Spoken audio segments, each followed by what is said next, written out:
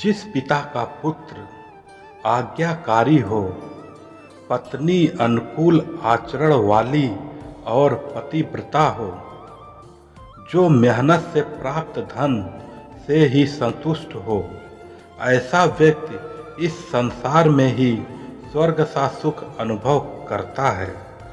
अर्थात संतोषी सदा सुखी रहते हैं अपने जीवन में।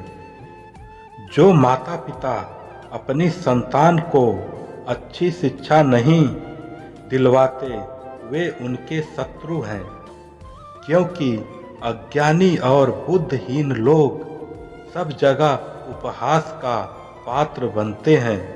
ऐसे लोग जब किसी सभा में गूंगों की भांति मुंह बंद किए बैठे रहते हैं तो हंसों की सभा में कौवों की तरह वे दिखते हैं। मूर्ख मनुष्य चाहे कितने भी धर्म शास्त्र पढ़ ले, वे रस से भरे उस पात्र की तरह होता है जिसमें रस तो होता है पर वह पात्र उसका स्वाद नहीं ले पाता। ठीक उसी प्रकार ही मूर्ख मनुष्य अपनी आत्मा को नहीं जान पाता है। जो व्यक्ति पराई स्त्रियों को माँ के समान, पराये धन को मिट्टी के समान और सभी लोगों को अपने परिवार की तरह देखता है, वही सच्चा संत सज्जन पुरुष होता है।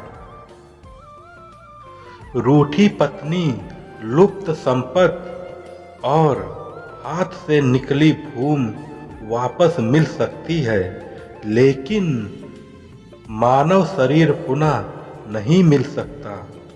अतः दान धर्म कर हमें अपने जन्म को सफल बनाना चाहिए। पानी की एक एक बूंद गिरने से घड़ा भर जाता है, एक एक बूंद मिलकर नदी बनती है। धीरे धीरे जोड़ने से व्यक्ति धनवान बन सकता है। इसी प्रकार धीरे धीरे अभ्यास करने से हर विद्या आ जाती है। धर्म कर्म करने रहने पर धर्म का भी संग्रह संभव हो जाता है। यह कहा जाता है कि संगत का प्रभाव अवश्य पड़ता है, लेकिन संत सज्जन पुरुष पर दुष्टों की संगत का कोई प्रभाव नहीं पड़ता। जिस प्रकार मिट्टी तो फूल की गंध ग्रहण कर लेती है, लेकिन फूल मिट्टी की गंध नहीं स्वीकार करता है, ठीक उसी प्रकार सज्जन पुरुष की संगत में दुर्जन तो कभी सुधर भी सकते हैं, लेकिन सज्जन पुरुषों पर दुष्टता का प्रभाव नहीं पड़ता। जैसे चंदन के वृक्ष पर सांपों के लिपटते रहने पर भी चंदन कभी जहरीला नहीं हो सकता। मनुष्य रूप यौवन और मदिरा में खोकर अपने आप को भूल जाता है, लेकिन जब उसे होश आता है तो नरक का द्वार उसके सामने होता है।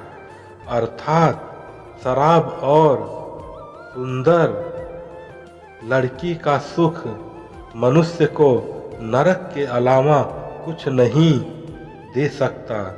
इससे बचना ही सर्वश्रेष्ठ है।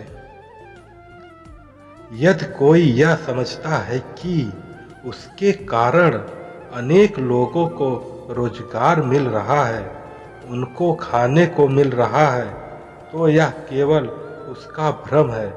सृष्टि पालनहार है, परमेश्वर इसके मालिक है। तभी तो बच्चे के जन्म होते ही माँ के स्तन में स्वतः ही दूध निकलने लगता है। बिना मंत्री का राजा नदी के किनारे वृक्ष और दूसरे के घर जाकर रहने वाली स्त्री, ये सभी शीघ्र नष्ट हो जाते हैं।